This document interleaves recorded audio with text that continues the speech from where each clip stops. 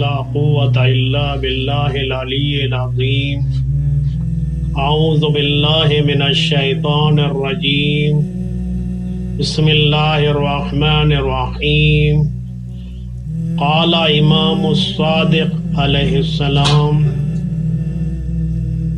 ما امتشت فینا ہاشمیۃ ولا اخذبت حتی باس الینا المختار برؤوس الذین قتلوا الحسین۔ ناظرین کرام، سامعین معظم، آج شب شہادت حضرت امام زین العابدین علیہ السلام ہے، لہذا اس سلسلے میں سب سے پہلے اپنے امام زمانہ عجل اللہ تعالی فرجہ الشریف اور اس کے بعد تمام علماء اسلام مومنین کرام کی خدمت میں تسلیت پیش کرتا ہوں۔ آج ہمارا موضوع سخن قیام مختار ہے۔ اس سلسلے میں کچھ عرائض پیش خدمت ہیں۔ سب سے پہلے یہ کہ ہم نے قیام مختار کے سلسلے میں ایک کتاب لکھی ہے اور اس کتاب پر ہم نے تقریباً 20 سال سے کام کیا ہے اور 900 صفحے پر یہ کتاب مشتمل ہے۔ اس کتاب کے ہم نے 2 حصے کیے ہیں۔ پہلے حصے میں ہم نے جناب مختار کی شخصیت کو ثابت کیا ہے اور دوسرے حصے میں ہم نے جناب مختار پر جو الزامات تہمتیں لگائی گئی ہیں ان کا تاریخ سے اور عقل و بینش کی روشنی میں مدلل جواب دینے کی کوشش کی ہے۔ آج چوتھے امام زین العابدین علیہ السلام کا روز شہادت، شب شہادت ہے۔ روز شہادت 25 محرم الحرام سن 95 ہجری آپ کی شہادت کا دن ہے۔ اسی مناسبت سے ہم نے یہ موضوع کا انتخاب کیا ہے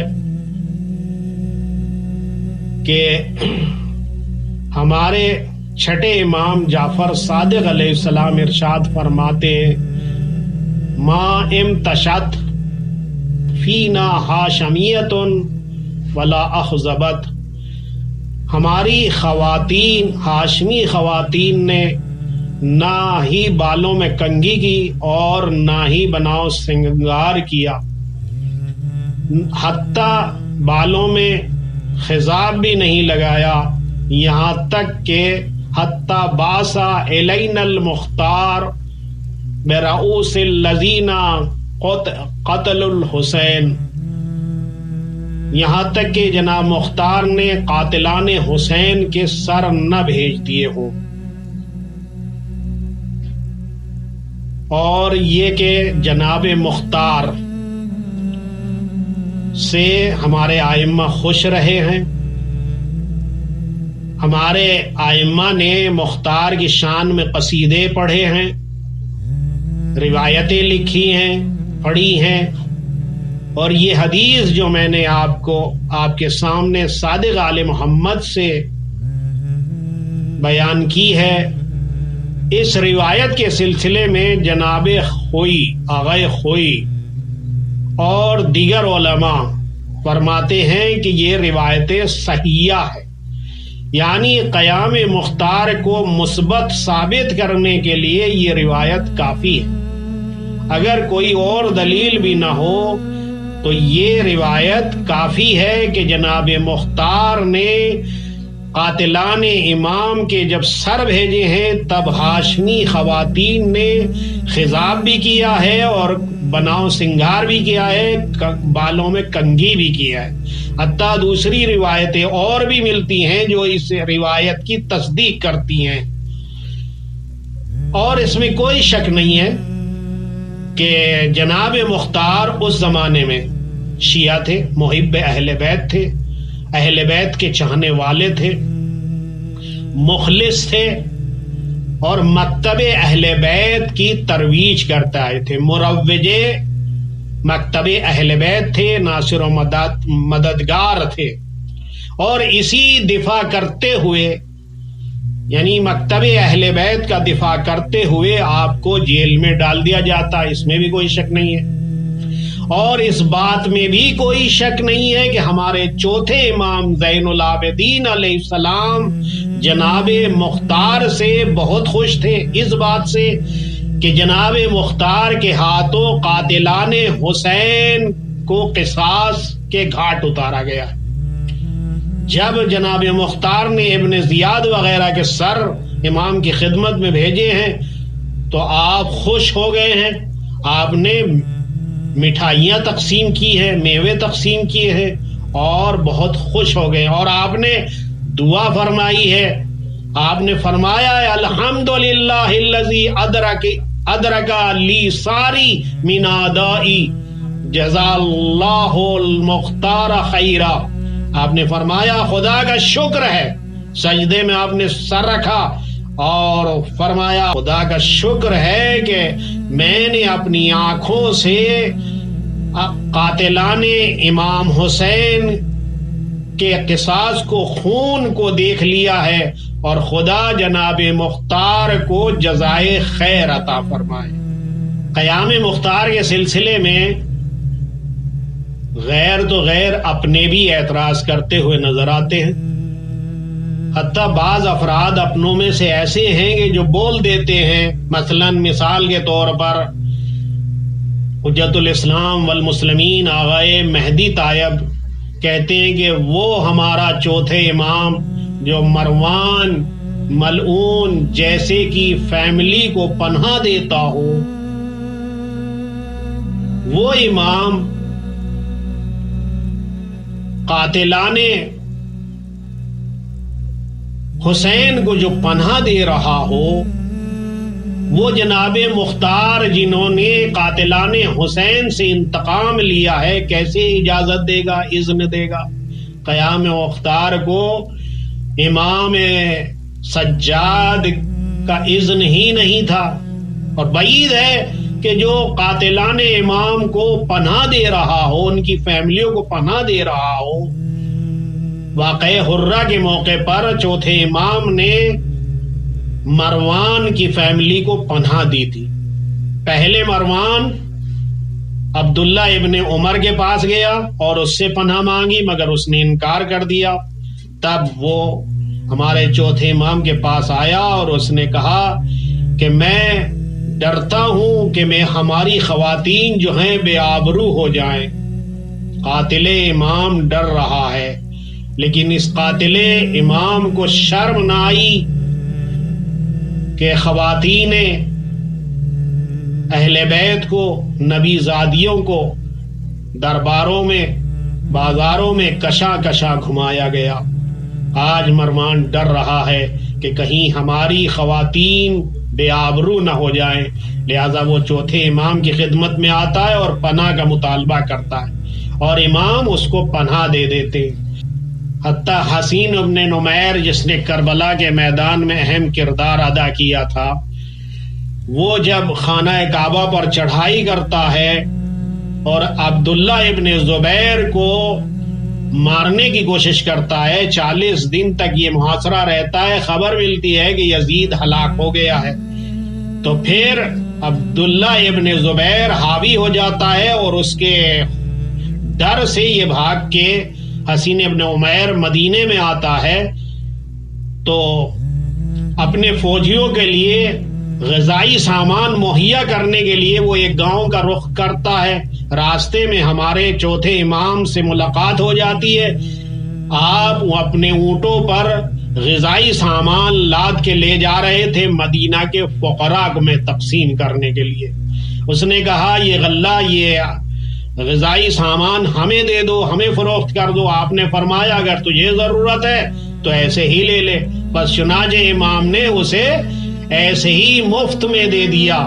قاتلان امام کو گویا امام نے ایسے ہی دے دیا، حالانکہ معلوم تھا کہ یہ قاتلان حسین میں سے ہے، مگر اس کے باوجود بھی دے دیا۔ لہذا آغائے مہدی طائب جیسے افراد اعتراض کرتے ہیں کہ جو امام قاتلان امام کے ساتھ، قاتلان حسین کے ساتھ اس طرح کا برتاؤ کر رہا ہو، انہیں غذائی سامان مفت دے دیتا ہو یا ان کی فیملیوں کو پناہ دے دیتا ہو، وہ جناب مختار کو کیسے اذن قیام دیں گے کہ وہ قاتلان امام سے، قاتلان حسین سے انتقام لیں؟ یہ بعید ہے، ہو ہی نہیں سکتا۔ اس طرح کے اور بہت سے سوالات، اعتراضات کیے جاتے ہیں قیام مختار کے سلسلے میں، جسے ہم انشاءاللہ آئندہ تفصیل سے بیان کریں گے۔ آج کی شب کی مناسبت سے چند جملے مصائب کے ہو جائیں۔ ہمارا یہ چوتھا امام ہمیشہ زندگی بھر کربلا کے واقعے کو یاد کر کے رویا، اور کیوں نہ روئے؟ باپ کا جب سر مبارک نیو کے نیزہ پر بلند ہو گیا تو دشمنوں نے، اشقیاء نے خیموں کا رخ کیا اور خیمے جلنے لگے۔ سیدانیہ ادھر سے ادھر، اس خیمے سے اس خیمے کی طرف جانے لگی۔ ننھی بچی سکینہ کے گوشوارے چھینے جانے لگے۔ دامن میں آگ لگی ہوئی ہے اور آپ کا خیمہ بھی جل رہا ہے۔ سلام ہو ہماری اس خاتون، اس شہزادی جناب زینب پر کہ انہوں نے جب تحفظ امامت کا اہم فریضہ ادا کیا ہے تو انہوں نے ہمارے چوتھے امام کو بھی محفوظ کیا، حفاظت کی، اور جلتے ہوئے خیمے سے آپ کو نکالا اور آپ کی حفاظت کی۔ اور اس کے بعد 11ویں محرم آئی تو اب آپ کو زنجیروں میں جکڑ دیا گیا۔ ہاتھوں میں زنجیر ہیں، پاؤں میں بیڑیاں ہیں، گلے میں خاردار توق ہیں، ماؤں بہنوں کے ساتھ، پھوپھیوں کے ساتھ، برہنہ اس صورت میں، جبکہ ماں اور بہنیں، پھوپھیاں سب برہنہ سر ہیں۔ کتنا گراں گزرا ہے ہمارے اس امام پر۔ بازاروں میں شام کے بازار ہیں، دربار ہے شام کا، کوفہ و شام کے دربار ہیں، اور امام کو اس طرح اذیت دی جاتی ہے۔ آپ سے پوچھا گیا کہ سب سے زیادہ مصیبت آپ کو کہاں پڑی، تو آپ نے فرمایا شام، شام، شام، شام میں مجھ پر زیادہ مصیبتیں پڑی ہیں۔ زندگی بھر ہمارا یہ امام اپنے آبا و اجداد کو، اپنے بابا کی پیاس کو یاد کر کے روتا تھا۔ حتیٰ وضو کے لیے جب پانی لایا جاتا تھا، پانی دیکھ کر آپ رونے لگتے تھے، اور اتنا روتے تھے، اتنا آنسو بہاتے تھے کہ آب وضو مضاف ہو جاتا تھا۔ پانی پینے کے لیے لایا جاتا تھا، کھانا لا کے دیا جاتا تھا تو امام دھاڑے مار کے روتے تھے، میرے بابا کو پیاسا شہید کر دیا گیا، میرے بابا کو بھوکا ذبح کر ڈالا گیا۔ حتیٰ آپ نے ایک مرتبہ ایک قصاب کو دیکھا کہ وہ ایک گوسفند کو ذبح کرنا چاہتا ہے، لہٰذا آپ نے اس سے پوچھا ہے بھائی تو نے اس جانور کو پانی پلا لیا ہے یا نہیں؟ تو اس نے کہا آقا مولا ہمارا اصول ہے کہ جب ہم کسی جانور کو ذبح کرتے ہیں تو اسے پہلے دانہ پانی دے دیتے ہیں، اسے پانی پلا دیتے ہیں، بس یہ سننا تھا۔ امام نے ایک چیخ ماری اور غش کھا کے زمین پہ گر گئے، اور اس کے بعد غش آنکھ کھولی، ہائے ارے جانوروں کو پانی پلایا جاتا ہے مگر میرے بابا کو پیاسا ذبح کر ڈالا گیا۔ خدا نہ رلائے کسی غم میں سوائے غم حسین کے۔ ارے یہ ہمارا امام زندگی بھر روتا رہا، یہاں تک کہ آپ کو زہر دغا سے شہید کر دیا گیا۔ ہمارے پانچویں امام نے آپ کو غسل دیا، کفن پہنایا، جنازہ تیار کیا۔ ارے جنازہ اٹھا، تشیع جنازہ ہوئی، اور لوگ چاروں طرف سے جیسے ہی خبر شہادت ملی، چاروں طرف سے لوگ آنے شروع ہوئے، گلیاں بھر گئی، مسجد نبوی بھر گئی، اور جب جنازہ اٹھا تو سارے لوگ جنازے کے پیچھے پیچھے چلے، یہاں تک کہ جو مسجد النبوی کبھی خالی نہیں ہوتی تھی وہ خالی ہو گئی، اور امام کا جنازہ بڑی شان سے اٹھا۔ مگر میں کہوں گا اے سید سجاد، آپ خوش نصیب ہیں، آپ کا جنازہ اس شان سے اٹھا۔ ارے ذرا کربلا کے میدان میں اپنے بابا کے جنازے کو دیکھیے، نہ غسل ہے نہ کفن ہے، سیاندیاں چل رہی ہیں، گرد و غبار پڑ رہا ہے، الا قتل الحسین بکربلا کی صدائیں آ رہی ہیں، انا للہ و انا الیہ راجعون۔